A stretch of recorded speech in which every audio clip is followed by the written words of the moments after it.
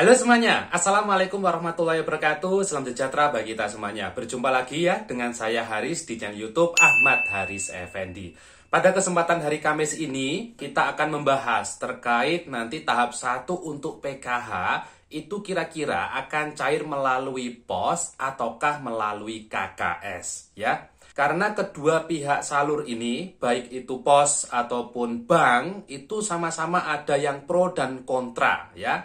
Kenapa kok seperti itu? Jadi kemarin di tahap 4 tahun 2022, pencairan PKH kan dilakukan melalui POS ya, secara tunai. Nah, saat penyaluran secara tunai itu, ada penerima PKH yang dulu tidak pernah cair bantuannya, ketika cair melalui POS, bantuannya cair. Tapi ada yang sebaliknya, ya.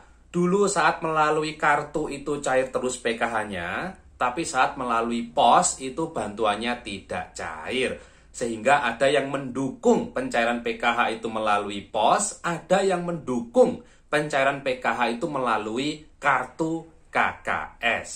Tapi pada pembahasan kita kali ini kita akan fokuskan terhadap kenapa kok bisa seperti itu. Maksudnya kenapa kok saat pencairan kartu itu lancar, tapi saat POS kok tidak cair. Tapi ada yang mengalami sebaliknya. Saat penyaluran kartu itu bantuannya tidak cair, tapi saat melalui POS kok tiba-tiba dapat bantuan. Kenapa kok bisa seperti itu?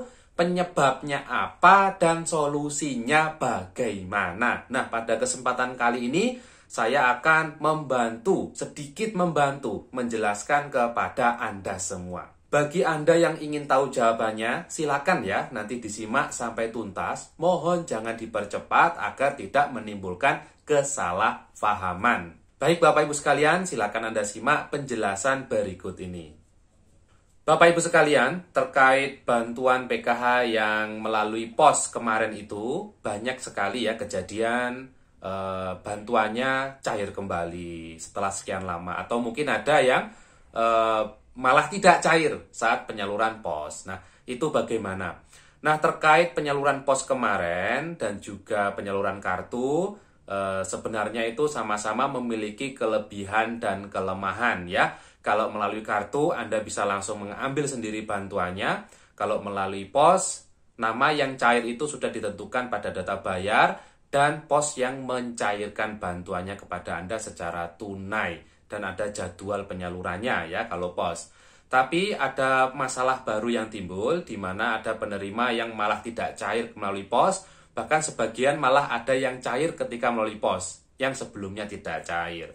Terkait hal itu sebenarnya hal yang pertama kali perlu dilakukan adalah cek data. Nah, kemarin itu banyak kasus yang seperti itu, tapi setelah kita cek data, saya menemukan hal yang cukup mencengangkan. Ya, apa itu maksudnya? Jadi ada penerima manfaat yang ternyata kartu yang dia pegang itu bukan kartu milik dia. Jadi namanya itu, kita kasih contoh, namanya adalah Halimah, ya Halimah. Dan ternyata dalam satu desa atau kelurahan dia itu nama Halimah itu ada lebih dari satu, bahkan ada sampai lebih 7 orang ya. Ternyata di sana kartunya itu tertukar dengan Halimah yang lain ya. Dan Halimah yang lain itu dia bantuannya tidak cair. Sehingga yang dia pegang kartunya ini milik Halimah yang tidak cair, dan Halimah yang tidak cair ini pegang kartu milik Halimah yang cair yang ini. Jadi ini tertukar intinya. Selanjutnya, saat penyaluran PKH melalui POS kemarin itu kan by NIK dan nomor KK ya. Jadi dicocokkan antara NIK dan KK-nya. Ternyata Halimah yang selama ini pegang kartu yang tidak cair itu dapat undangan dari POS untuk pengambilan PKH. Sedangkan Halimah yang tidak cair tidak mendapat undangan karena tidak ada di dalam data bayar POS. Nah, begitu terkejutnya si Halimah yang cair ini, dia mengira bantuan PKH-nya sudah tidak cair, tapi dapat lagi. Dan kartu yang tertukar itu saat ini posisinya sudah dikembalikan kepada pemiliknya masing-masing berdasarkan data bayar. Nah, itu salah satu kasus yang kami temukan di lapangan terkait kenapa kok melalui KKS tidak cair, tapi kok POS cair. Yang pertama memang harus dicek dulu. Jadi nanti kalau ada di daerah Anda atau mungkin Anda sendiri mengalami hal itu, Yang pertama nanti minta tolong dicekkan dulu ya. Anda konsultasikan ke pendamping Bansos PKH Anda untuk minta tolong cek data. Apakah benar kartunya yang dipegang itu atau bagaimana ya. Takutnya kartunya tertukar. Begitu ya. Jadi perlu dicek dulu dalam datanya.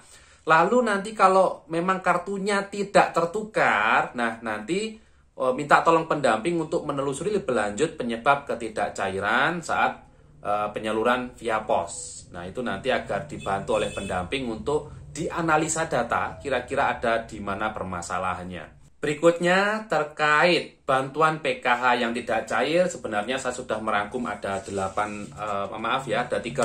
poin yang saya rangkum sendiri dari hasil analisa saya pribadi. Nanti poin-poin ini mungkin akan ke depan saya akan bantu sampaikan saat nanti pencairan tahap 1 sudah selesai dilakukan dan ada kendala tidak cair, nanti saya akan bantu menjelaskan kepada Anda kira-kira penyebabnya ada di mana. Dan ada juga netizen yang bertanya kepada saya di komentar, dia mengaku bahwasannya punya komponen PKH tapi bantuannya tidak cair. Ingat ya, punya komponen saja itu tidak menjamin bantuan PKH cair ya. Jadi punya komponen saja tidak menjamin pencairan. Jangan-jangan komponen Anda kalau anak sekolah jangan-jangan belum terdata di Dapodik. Nah, itu juga berakibat bantuannya tidak cair ya. Sehingga nanti kalau terkait tidak cair akan nanti saya bantu jelaskan lebih lanjut ya agar tidak terlalu panjang pada kesempatan kali ini.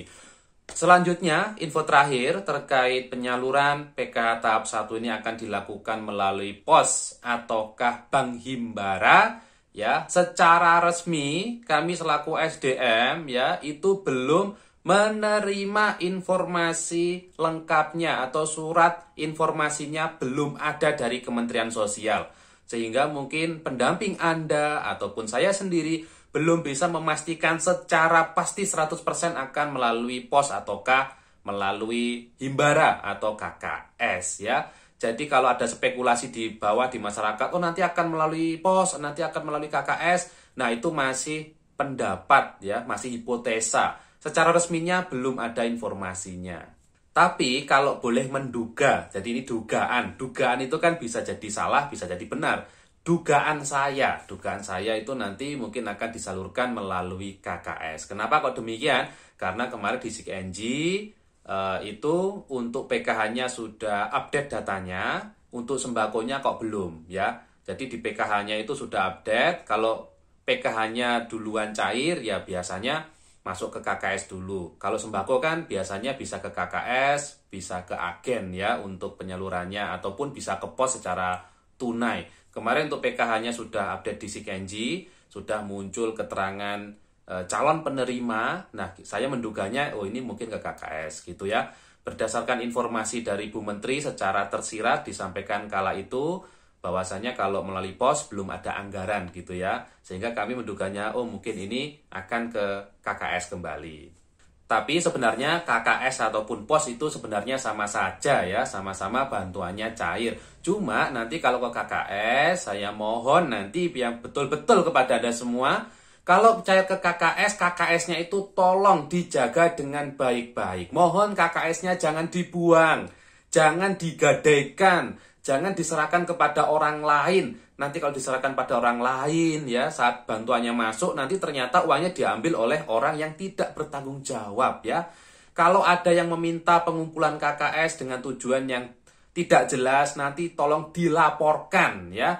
Karena KKS itu adalah milik Anda dan Anda wajib untuk menjaga KKS itu. Kalau ada kendala KKS rusak, KKS hilang, kadaluarsa, nanti segera konsultasi ke pendamping ya. Jangan ke orang lain yang tidak paham, nanti bisa sesat informasinya. Baik ya, mungkin itu tanggapan saya terkait pencairan tahap 1 2023 ini untuk PKH. Semoga segera ada kabar terkait pencairan PKH dari Kementerian Sosial ya. Amin. Dan saya undur diri, ketemu lagi dengan saya di video saya selanjutnya. Dan wassalamualaikum warahmatullahi wabarakatuh.